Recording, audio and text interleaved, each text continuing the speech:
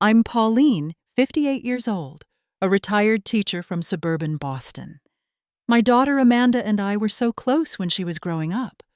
I was her hero, her confidant. But something changed after college. The humble values I taught her were replaced by materialism and status seeking. When I got that credit alert notification, my heart sank. How could my own daughter steal my identity for a mortgage? The betrayal cut deeper than anything I'd ever experienced. Before I continue my story, let me know where you're watching from. Hit that like and subscribe button to join me on this painful journey.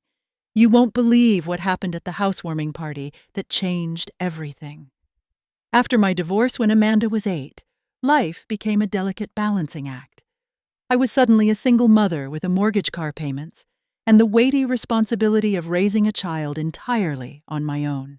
My ex-husband moved across the country and rarely sent child support, so I took on 2 jobs to make ends meet. During the day, I taught 4th grade at Lincoln Elementary, and evenings were spent tutoring struggling students. Weekends often found me grading papers with Amanda, coloring quietly beside me at our kitchen table. "Mom, when will you be done working?" She would sometimes ask, her small face serious and thoughtful.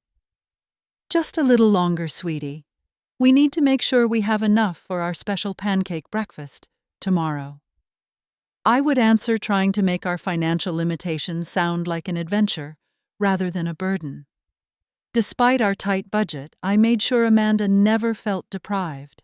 I became an expert at finding free community events, making holidays magical with homemade gifts, and creating traditions that didn't cost money, but built lasting memories. When her friends got new bikes, I searched for months until finding a quality second-hand one I could restore. Amanda named it Bluebell and rode it proudly. Amanda was such a bright child, creative, curious, and seemingly grateful for the life we had built together.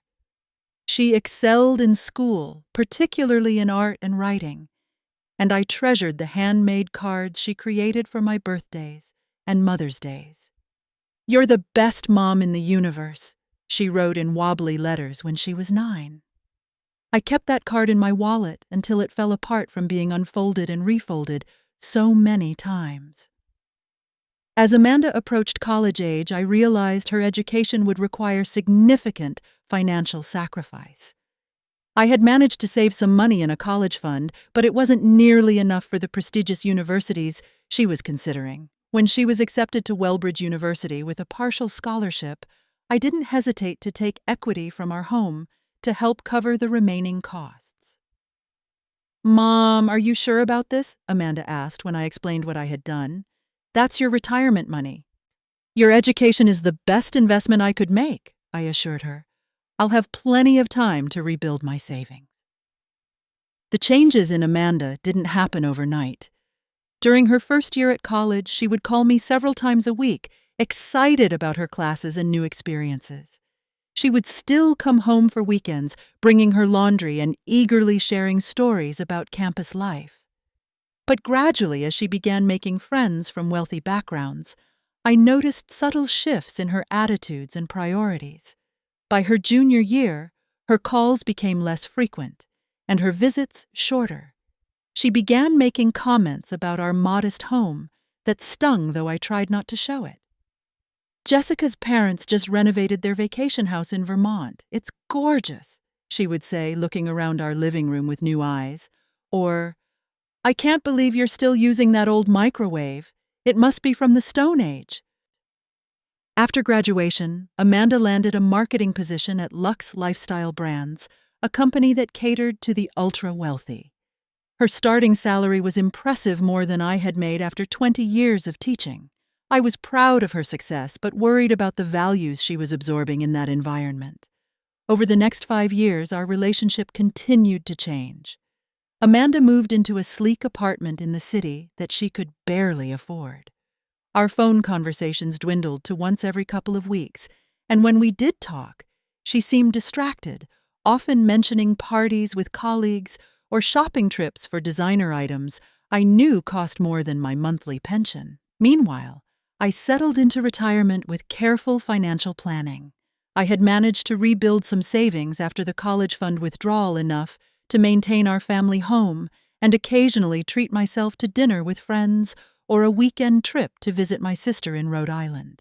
I wasn't wealthy by any measure, but I was content with what I had earned through decades of hard work.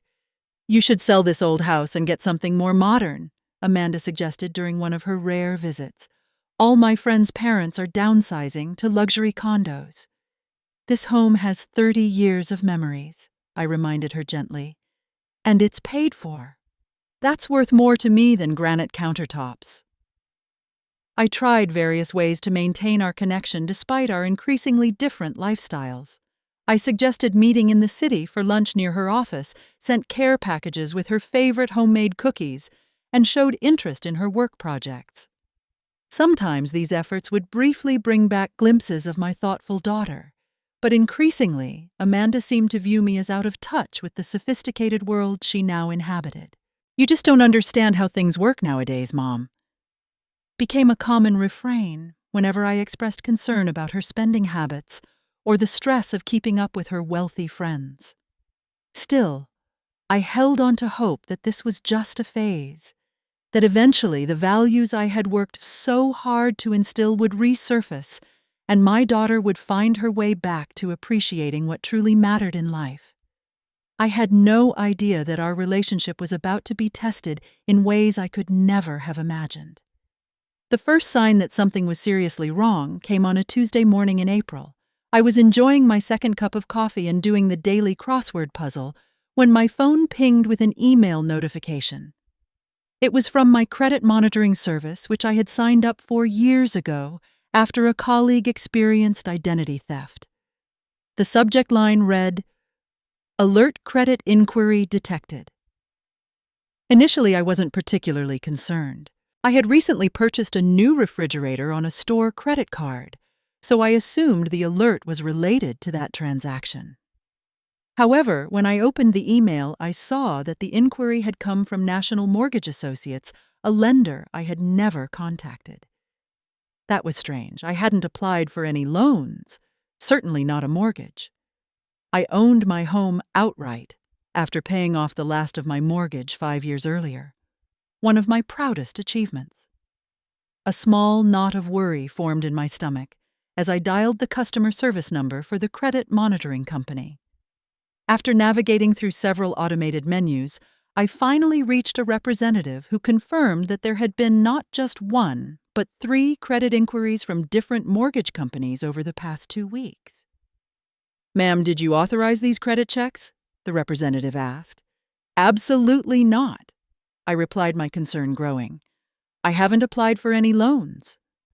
"I suggest you contact these companies immediately to inform them of potential fraud," she advised. "I can provide you with their contact information." As soon as I hung up, I tried calling Amanda. We had spoken briefly the weekend before, and she had mentioned being busy with work projects all week, but this seemed important enough to interrupt her day. The call went straight to voicemail. I left a message asking her to call me back when she had a moment, trying to keep my voice casual, despite my growing uneasiness. Over the next few days, I made several more attempts to reach Amanda, but she either didn't answer or responded with brief texts claiming she was swamped with deadlines. This wasn't entirely unusual. There had been periods of limited communication before when she was particularly busy at work. But the timing combined with the mysterious credit inquiries triggered an instinct that something wasn't right. As I waited to hear back from Amanda, my mind wandered to a conversation we'd had about a month earlier. She had called me sounding more animated than she had in months, talking excitedly about a house she had toured in Crestview Estates, an exclusive neighborhood known for its multi-million-dollar homes. "Mom, it's absolutely perfect," she had gushed. 4 bedrooms, a gourmet kitchen, and the master suite has a balcony overlooking the garden. I could actually see myself living there. "That sounds lovely, Amanda," I had responded cautiously. "But Crestview, those homes are extremely expensive. Even with your good salary, that might be stretching things a bit far." "Oh, you worry too much," she had laughed dismissively. Everyone leverages debt these days. It's how the world works now. I had tried to offer some gentle financial advice about the dangers of overextending, but she had quickly changed the subject, and I hadn't thought much more about it. Now that conversation took on a more ominous significance. On Friday morning, 3 days after the initial credit alert, I found an envelope in my mailbox from Premier Mortgage Lenders. It was addressed to me, which was odd since I had no relationship with this company. With a growing sense of dread, I opened it to find a pre-approval letter for a mortgage loan of $650,000. My hands began to shake as I read the letter more carefully. It thanked me for my application and confirmed that based on the information provided, I had been pre-approved for this substantial loan amount. The property address listed was in Crestview Estates, the same neighborhood Amanda had mentioned. I felt physically ill. Could Amanda have somehow used my information to apply for a mortgage? It seemed impossible, yet the evidence was pointing directly to that conclusion.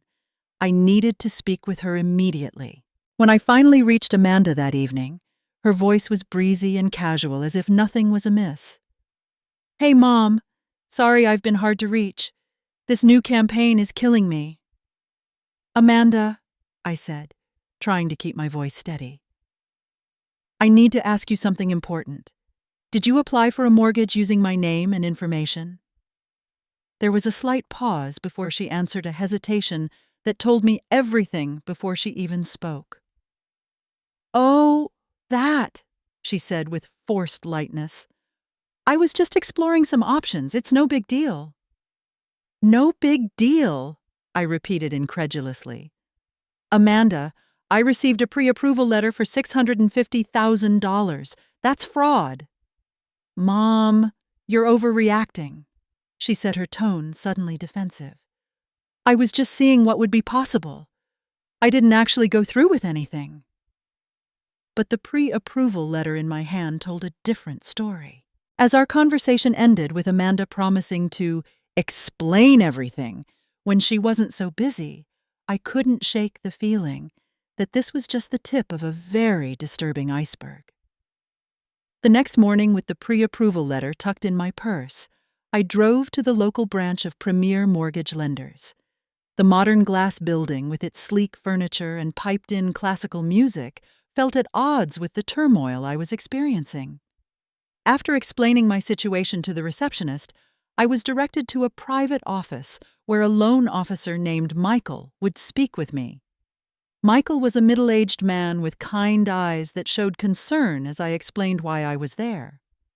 "I received this pre-approval letter," I said, placing it on his desk, "but I never applied for a mortgage. I believe someone may have used my information fraudulently." "I see," he said, his expression turning serious. "Let me look into this right away." He typed my information into his computer, and after a few moments, his eyebrows raised slightly. "Yes, we do have an application in your name," he confirmed. "It's actually quite far along in the process. We're just waiting on a few final documents before proceeding to closing." "Closing?" I gasped. "This is further than just an application." "I'm afraid so, Ms. Westbrook," he said, turning his screen so I could see it. "The application was submitted 3 weeks ago. It's for a property on Maple Crest Drive in Crestview Estates." As I stared at the screen, I could see my name, social security number, and other personal details. But what truly shocked me was seeing a digital signature that purported to be mine on several documents. "That's not my signature," I said, my voice barely above a whisper. Michael clicked through to another screen. "The income verification shows you as earning $175,000 annually as the owner of Westbrook Consulting." I shook my head in disbelief. "I'm a retired teacher. My pension is nowhere near that amount, and I've never owned a business." As Michael continued to reveal the details of the application, the sophisticated nature of the fraud became clear. The application included scans of my social security card, birth certificate, and tax returns, all altered to show significantly higher income than I actually earned. How could someone get all this information? I asked, feeling increasingly violated. But even as I asked the question, I knew the answer. 3 years ago, Amanda had offered to help me file my taxes when I was recovering from knee surgery. She had access to all my important documents then, and I had trusted her completely. She had even set up my online banking and helped organize my financial paperwork. Michael's voice became gentle but serious. Ms. Westbrook, what we're looking at here appears to be a case of mortgage fraud. This is a federal offense with serious consequences. If the loan had been finalized under these false pretenses, you would be legally responsible for a $650,000 debt. The room seemed to spin around me. My own daughter had not only stolen my identity, but had nearly saddled me with an enormous debt that would have ruined me financially. My teacher's pension and modest savings would have been decimated by the monthly payments on such a loan, not to mention the potential legal consequences of fraud. What should I do? I asked, my voice trembling. First, I'll flag this application as fraudulent in our system to prevent any further processing, Michael said. But I strongly suggest you file a police report and contact the Federal Trade Commission to report identity theft. You should also place a freeze on your credit to prevent any further applications. As he spoke, tears filled my eyes. Filing a police report would mean potentially implicating Amanda in a serious crime. Yet if I didn't take action, I could be held liable for this enormous debt, and Amanda would learn nothing from her actions. On the drive home, memories flooded back of teaching Amanda about honesty when she was little. There was the time she had taken a small toy from a classmate's backpack, and I had made her return it with an apology explaining that taking what didn't belong to her was wrong, no matter how much she wanted it. She had cried, but seemed to understand the lesson. Where had that child gone? Before confronting Amanda, I needed to understand exactly what legal territory we were in. I called my friend Diane, an attorney who specialized in financial crimes. As I explained the situation, trying to keep my voice steady, her responses confirmed my worst fears. Pauline, this is extremely serious, Diane said gravely. Mortgage fraud carries penalties of up to 30 years in prison and fines up to $1 million. Even if it doesn't go that far, the consequences could include substantial jail time and a permanent criminal record. What about me? I asked. Could I be implicated if I don't report it? If you knowingly allow the fraud to proceed after discovering it, yes, you could potentially face charges as an accomplice, she explained, and you'd almost certainly be legally responsible for the loan. By the end of our conversation, I understood that I had no choice but to take formal action. But first, I needed to confront my daughter and give her a chance to explain herself, though I couldn't imagine any explanation that would justify what she had done. The drive to Amanda's apartment the next day was the longest 45 minutes of my life. Every stoplight gave me another chance to reconsider, to turn around and go home. But I kept driving, guided by a mixture of maternal concern, anger, and determination to understand how my daughter could betray me so profoundly. Amanda lived in a trendy downtown building with a doorman and floor-to-ceiling windows.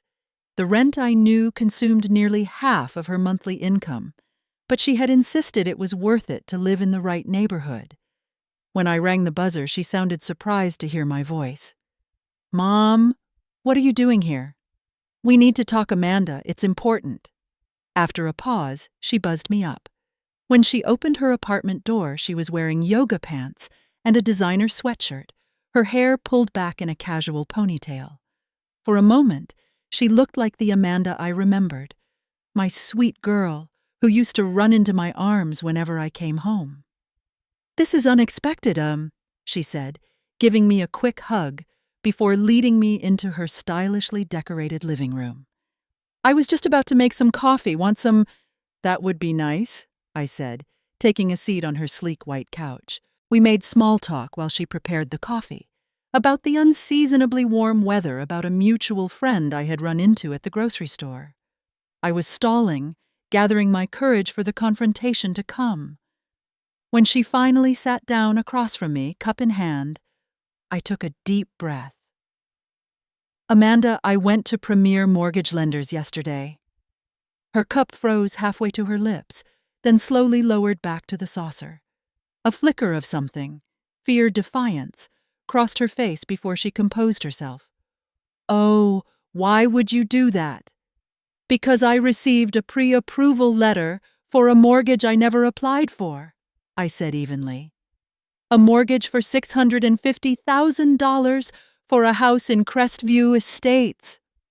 Amanda set her coffee down completely, now her movements deliberate. I can explain. Please do, I said, my heart pounding. Explain why my name, social security number, and forged signature are on mortgage application documents. Explain why there are altered tax returns showing income from a business that doesn't exist. It's not what you think, she began, but I cut her off. What I think is that you committed identity theft and mortgage fraud, Amanda. Federal crimes with serious consequences. What I think is that you were willing to potentially ruin me financially for a house you couldn't afford on your own. Amanda's face flushed, and suddenly her demeanor changed completely. The pretense of casual confusion vanished, replaced by defensive anger. You don't understand anything about my life, she snapped. Do you know what it's like being the only person in my friend group who doesn't own property? Everyone at work lives in amazing places, and I'm stuck in a rental that barely impresses anyone. I stared at her in disbelief. So you committed fraud because you want to impress people? It's not fraud, she insisted, standing up to pace the room. I was going to make all the payments. You wouldn't have had to pay a penny. I just needed your credit score and income verification to get approved for the loan. That is the definition of fraud, Amanda, I said quietly. Using false information to obtain a loan you wouldn't qualify for otherwise. For the next hour, the full story emerged through a heated exchange. Amanda had fallen in love with a house in Crestview after attending a party there. When she realized her income wouldn't qualify her for a large enough mortgage, she had devised a plan to use my identity. She had kept copies of my personal documents from when she helped with my taxes and had created a fictitious consulting business in my name to justify the income needed for loan approval. The house is perfect, Mom, she said, her tone shifting to something almost pleading. It's already in escrow. The closing is in 2 weeks. I've paid the earnest money and everything. With what funds? I asked, suddenly realizing there was likely more to the story. Amanda looked away. I took out a personal loan for the down payment. That you can't afford either. I concluded, feeling a new wave of dismay at her financial recklessness. Look, it's just paperwork, Amanda said dismissively. People do this kind of thing all the time. It's just a way to get around the stupid banking rules. Those stupid rules exist to prevent people from taking on debt they can't manage, I pointed out. And what you did isn't just paperwork. It's a crime that could send both of us to prison. Amanda rolled her eyes. Don't be so dramatic. No one goes to prison for this. You're wrong, I said firmly. And even if there were no legal consequences, did you ever stop to think about what this would do to me if you defaulted on that loan, which is highly likely given your current financial situation? I would be the one legally responsible. My home, my savings, my credit. Everything I've worked for my entire life would be at risk. I wouldn't default, she said, but her voice lacked conviction. Amanda, you can barely afford your rent. How would you manage a mortgage payment 3 times that size, plus property, taxes, insurance, and maintenance on a large home? She had no answer for that, and as the reality of her situation began to sink in, her demeanor changed again. Suddenly, she was issuing an ultimatum. You need to let this go, Mom, she said coldly. If you make a big deal about this, our relationship will never be the same. Is that what you want? To lose your only daughter over some paperwork? I looked at my child, this beautiful young woman I had raised alone, sacrificed for, loved with every fiber of my being. and saw a stranger looking back at me. Someone who could threaten to cut me out of her life if I didn't allow her to potentially destroy mine. My heart broke all over again. "I love you, Amanda," I said, rising to leave. "But this isn't about paperwork. It's about trust, honesty, and responsibility. Values I thought I had taught you. I need to think about what to do next." As I walked out of her apartment, Amanda called after me. "Mom, don't do anything stupid. This can all work out if you just cooperate." Tears streamed down my face as the elevator doors closed between us, and I wondered if the damage to our relationship could ever be repaired. I barely slept that night. Every time I closed my eyes, I saw Amanda's face. First the anger, then the cold calculation as she threatened our relationship. How had I raised a daughter who could do something like this? Where had I gone wrong? By morning exhausted and emotionally drained, I knew I needed to talk to someone who could offer both personal support and professional guidance. I called my friend Robert, a police officer of 30 years who had recently retired from the Financial Crimes Unit. We met at a quiet cafe where I could speak freely without fear of being overheard.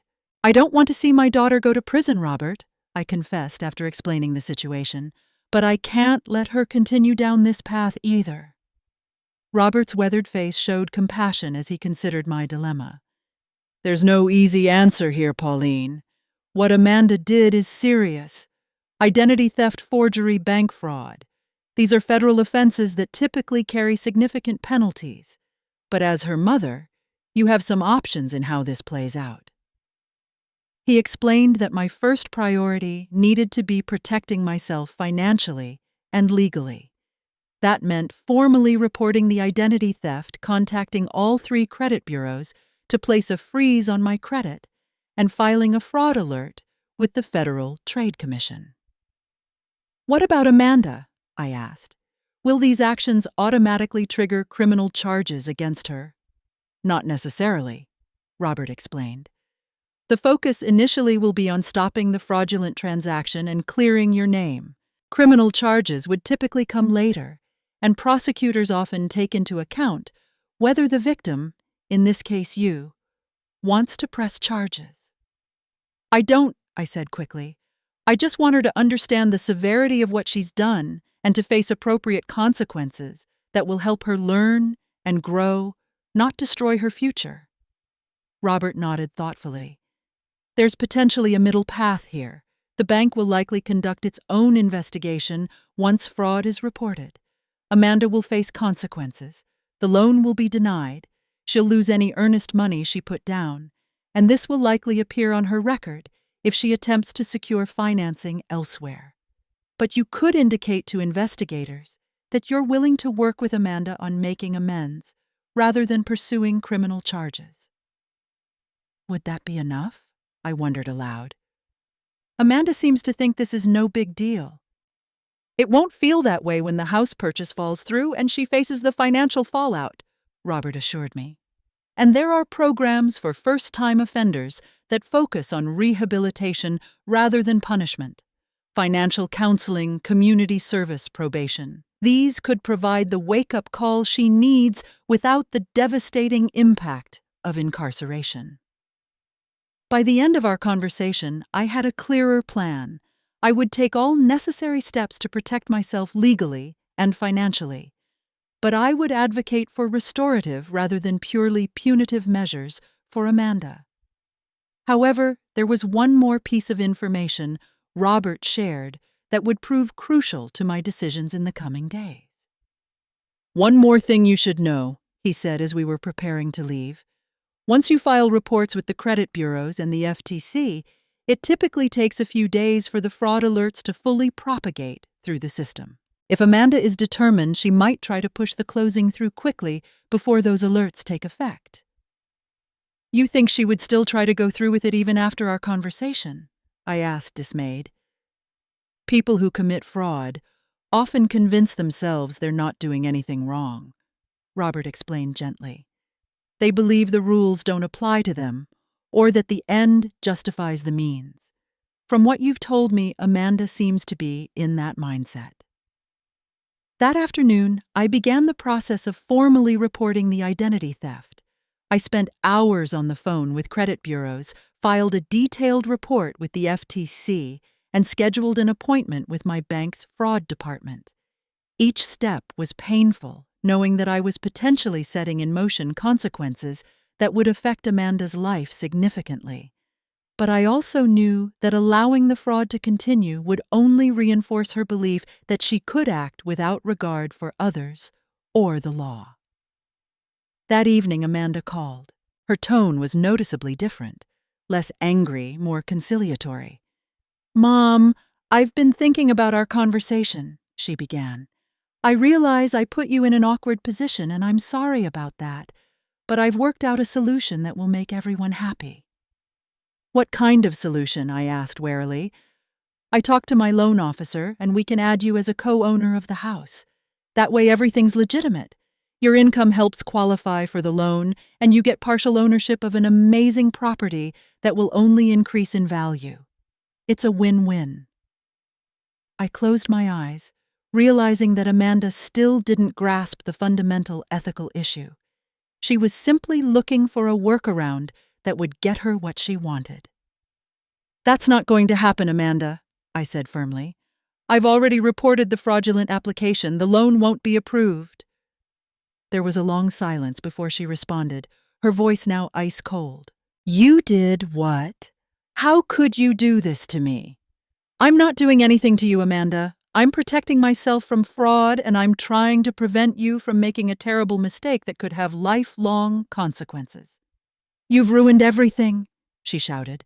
"The sellers won't extend the closing date. I'll lose my earnest money and the house of my dreams. I'm sorry you're facing these consequences," I said, keeping my voice as steady as possible despite the pain her words caused.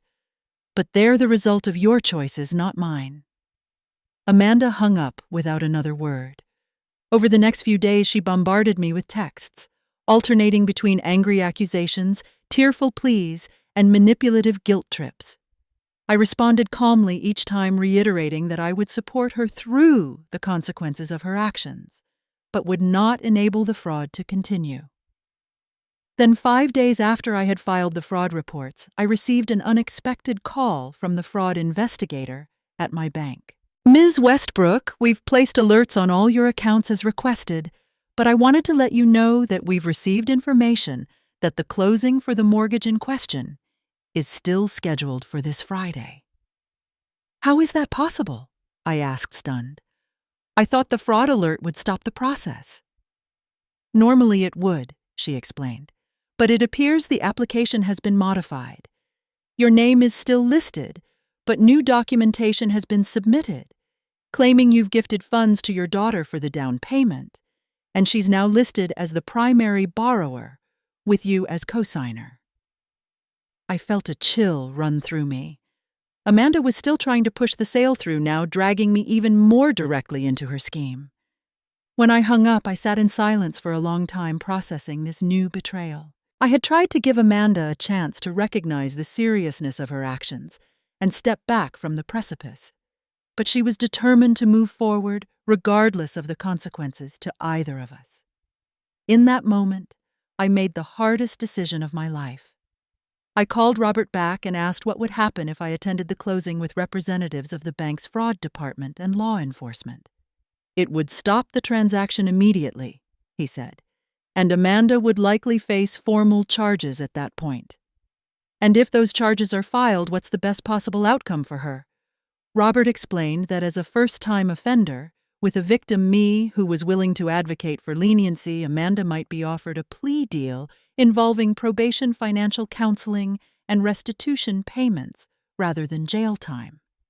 It would still result in a record, but one that could potentially be expunged after a period of demonstrated good behavior. With a heavy heart, I made arrangements to attend the closing, not as a cosigner as Amanda hoped, but as a witness to the fraud she was attempting to commit. It would be painful for both of us, but I had come to believe it was the only way to finally break through the wall of entitlement and moral confusion that my daughter had built around herself. The day of the closing was unseasonably warm for late spring. As I drove toward Crestview Estates, the exclusive neighborhood where Amanda's dream house was located, I felt like I was moving through a surreal dream. The court bailiff, Mr. Tennyson, sat quietly in the passenger seat beside me. He had been assigned to accompany me after I filed the formal complaint that morning authorizing law enforcement to intervene in the fraudulent closing. Crestview Estates was even more impressive than I had imagined. Massive homes sat on meticulously landscaped lots, with luxury vehicles parked in circular driveways. The house Amanda had chosen was a beautiful colonial-style residence with white columns and a 3-car garage. As I pulled up, I could see several cars already parked outside, and through the large front windows, I glimpsed people moving about inside. "Are you ready for this, Ms. Westbrook?" Mr. Tennyson asked gently. At 62, he had the calm, steady demeanor of someone who had seen it all in his decades of service. "No," I admitted, "but it needs to be done." We walked up the stone pathway to the front door. Before we could ring the bell, the door swung open to reveal Amanda dressed in an elegant blue dress, her face flushed with excitement. Her expression froze when she saw me. "Mom, what are you doing here?" The surprise in her voice was genuine, quickly followed by confusion as she noticed Mr. Tennyson standing beside me. "I heard there was a housewarming party," I said quietly. "May we come in?" Amanda hesitated, clearly thrown off balance by my unexpected appearance. This isn't exactly a party. It's the closing. The real estate agents and lawyers are here finalizing the paperwork." "I know exactly what it is, Amanda," I replied, my voice steady despite my breaking heart. "That's why I'm here." Something in my tone must have warned her, because her eyes widened slightly before she masked her concern with a bright smile. "Well, come in then. Everyone's in the living room." The spacious entrance hall opened into a stunning living room with vaulted ceilings and a wall of windows overlooking a landscaped backyard. About 8 people were gathered there. The sellers, an older couple, real estate agents, lawyers, and a few of Amanda's friends who had apparently come to celebrate her new home purchase. "Everyone, this is my mother, Pauline," Amanda announced, her voice overly cheerful. She didn't introduce Mr. Tennyson, clearly hoping no one would ask who he was. For the next half hour, I watched in quiet dismay as Amanda played the role of successful young homeowner, showing her friends through the house and discussing her decorating plans. She pointedly kept me separated from the real estate professionals, steering me toward her friends instead. "Isn't this kitchen amazing?" gushed a young woman named Tiffany, running her hand over the marble countertops. "Amanda is so lucky to find a place like this.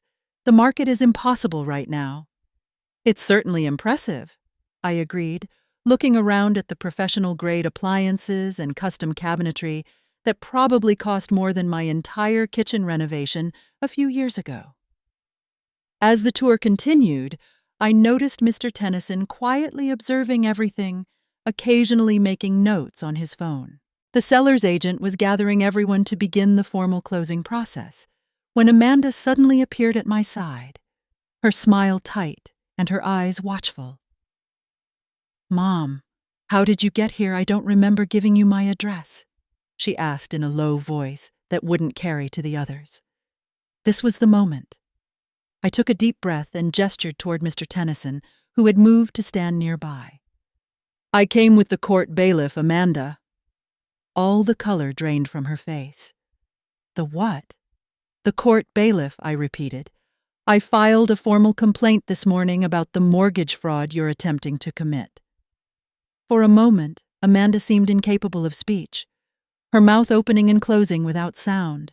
Then she grabbed my arm and pulled me toward the kitchen, away from the curious glances now being cast our way. "What are you doing?" she hissed once we were alone. "Are you trying to humiliate me in front of everyone?" "No, Amanda. I'm trying to stop you from committing a federal crime that could send you to prison," I explained calmly. "I've been working with the bank's fraud department and law enforcement since discovering what you've been doing. This transaction isn't going to happen. I reached into my purse and pulled out the court order I had been issued that morning, which explicitly prohibited the transfer of the property based on the fraudulent application. Amanda stared at it in disbelief. "You can't do this," she whispered, her voice shaking. "It's already done," I said gently. "Mr. Tennyson is here to ensure that the closing doesn't proceed and to explain the situation to everyone involved." Amanda's friends had wandered into the kitchen, attracted by the obvious tension between us. One of them, a young man in an expensive-looking suit, approached with concern. "Everything okay here, Amanda?" Before she could answer, Mr. Tennyson entered the kitchen and addressed the group. "I need everyone to return to the living room, please. There's an important matter that needs to be addressed before any documents are signed." As we all filed back to the living room, I could feel Amanda trembling beside me, her earlier confidence completely shattered. The sellers, their agent, and the closing attorney looked up in confusion as Mr. Tennyson introduced himself and explained that there was evidence of mortgage fraud associated with the transaction. "This court order prohibits the sale from proceeding," he stated, presenting the document to the closing attorney. "The loan application contains falsified information and forged documents." A collective gasp went up from the group. The sellers looked stunned while their agent immediately began flipping through her paperwork with a concerned expression. Amanda's friends exchanged uncomfortable glances, clearly unsure how to react. "There must be some mistake." Amanda attempted her voice, brittle. "My mother agreed to co-sign the loan. She's confused about the details." "There's no confusion, Ms. Westbrook," Mr. Tennyson replied firmly. "The fraud has been thoroughly documented. Your mother's identity was used without her consent, and the income verification documents were falsified." As the reality of the situation dawned on everyone in the room, Amanda made one last desperate attempt to salvage the situation. Turning to me with tears in her eyes, she pleaded, "Mom, please, we can work this out. I'll add your name to the deed. We can own it together, 50-50.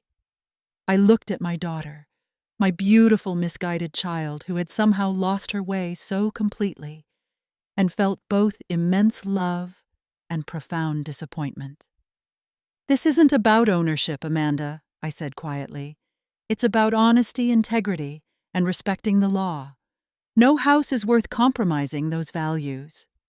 "You're ruining my life," she cried loud enough now that everyone could hear. "How could you do this to your own daughter?" The words stung, but I stood my ground. "I'm not ruining your life, Amanda. I'm trying to save it. What you've done is a serious crime with serious consequences. But facing those consequences now with support is better than continuing down a path that would eventually lead to much worse." As Mr. Tennyson began explaining the next steps in the process, to the shocked gathering, Amanda's friends quietly excused themselves, avoiding eye contact with her as they hurried out. The sellers huddled with their agent, clearly distressed by this unexpected turn of events. Amanda stood alone in the middle of the room, the dream house she had been so close to possessing, now irrevocably beyond her reach. When she looked at me again, her eyes held a mixture of anger and fear that broke my heart. "I'll never forgive you for this," she said, her voice barely audible. "I hope that's not true," I replied softly, "because despite everything, I love you too much to watch you destroy your future for a house you can't afford and don't need." As I walked out of the house with Mr. Tennyson leaving Amanda to face the immediate aftermath of her actions, I wondered if the chasm between us could ever be bridged again. The road ahead would be difficult for both of us, but I had to believe that somewhere beneath the materialism and moral compromise, my daughter, the real Amanda, who once valued honesty and kindness above all else, was still there waiting to find her way back. The weeks following the aborted closing were among the most challenging of my life. The legal process moved forward swiftly once the fraud attempt had been formally documented. Amanda was charged with identity theft forgery and attempted mortgage fraud, serious felonies that carried potential prison sentences. However, as a first-time offender with a cooperative victim, me, who was advocating for leniency, the prosecutor offered a plea deal. Amanda would serve 3 years of probation, complete 200 hours of community service, attend mandatory financial counseling, and make monthly restitution payments to cover the costs incurred by the various financial institutions involved. Most importantly, if she fulfilled all these requirements without incident, she would be eligible to have the felony charges reduced to misdemeanors, potentially saving her future career prospects. I was present for the court hearing where Amanda accepted this plea deal. She sat stiffly beside her attorney, refusing to look in my direction. When the judge asked if she understood the terms of the agreement, her "Yes, Your Honor" was barely audible. As she left the courtroom, I tried to approach her, but she quickened her pace and walked away without acknowledging me. For the next 3 months, Amanda refused all contact. My calls went unanswered, my texts unread, my emails ignored. I sent a card on her birthday that was returned unopened with "refused" stamped across the envelope. The pain of this estrangement was almost unbearable. I second-guessed my decisions constantly, wondering if I had been too harsh, if there might have been another way to make her understand the severity of her actions, without such dramatic intervention. During this difficult period, I focused on rebuilding my own life. The identity theft had left my credit in shambles, requiring countless hours of paperwork and phone calls to clear my name with various financial institutions. I also began seeing a counselor to deal with the emotional aftermath of such a profound betrayal by my only child. The counselor helped me understand that while I could hold on to hope for reconciliation, I also needed to accept that Amanda was an adult making her own choices, and those choices might not include me for some time. "You did what you believed was best for Amanda in the long run," my counselor reminded me during a particularly difficult session. Sometimes the most loving thing a parent can do is allow their child to experience the natural consequences of their actions. Slowly, I began to find moments of peace amidst the heartache. I reconnected with old friends, took a watercolor class I had always wanted to try, and volunteered at a local literacy program, helping adults learn to read. Life continued, though there was always an Amanda-shaped hole in it that nothing else could fill. Then, nearly 4 months after the courthouse encounter, I received a letter. The handwriting on the envelope was unmistakably Amanda's, and my hands trembled as I opened it. "Dear Mom," it began. I've started this letter a dozen times over the past few weeks, never finding the right words. How do you apologize for something so enormous?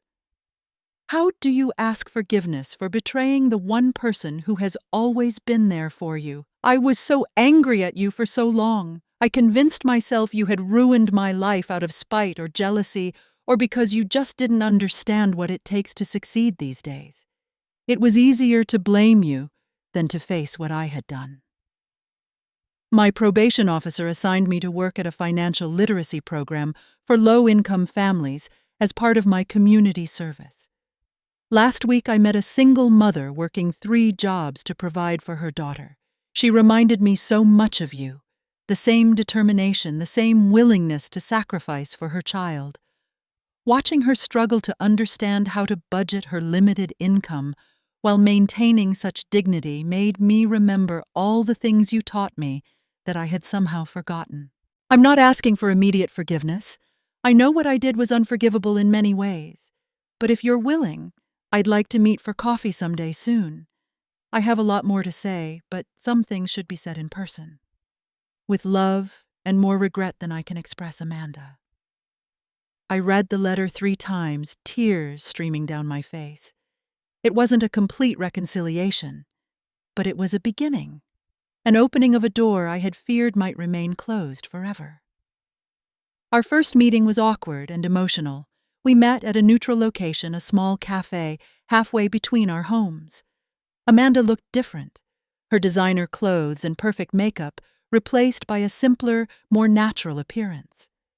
As we talked hesitantly at first, and then with growing openness, I began to see glimpses of the daughter I remembered.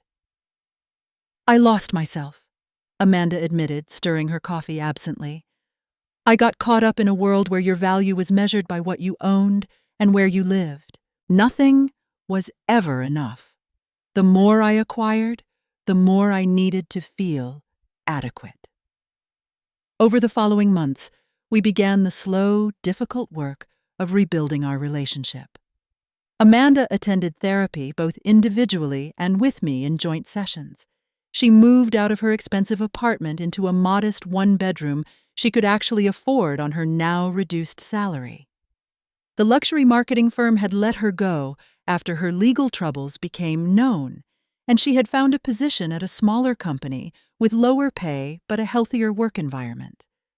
"I actually like this job better," she confessed during one of our weekly dinners, 6 months into her probation.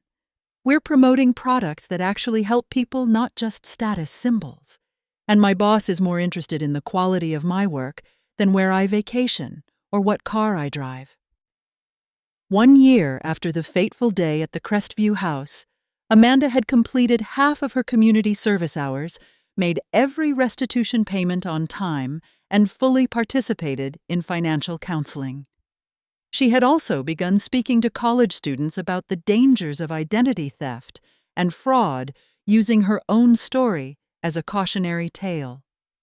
"I wanted to hate you for what you did," she told me one evening as we walked together along the riverfront near her new apartment. "But you saved me from destroying my life for something that wouldn't have made me happy anyway. That house would have been a beautiful prison, trapping me in debt I couldn't manage and a lifestyle I couldn't sustain." "I never wanted to cause you pain," I said, linking my arm through hers. "I just couldn't bear to watch you compromise everything I thought I had taught you about integrity and honesty." Amanda nodded her eyes, reflecting the setting sun. "You taught me well, Mom. I just stopped listening for a while, but I'm listening now."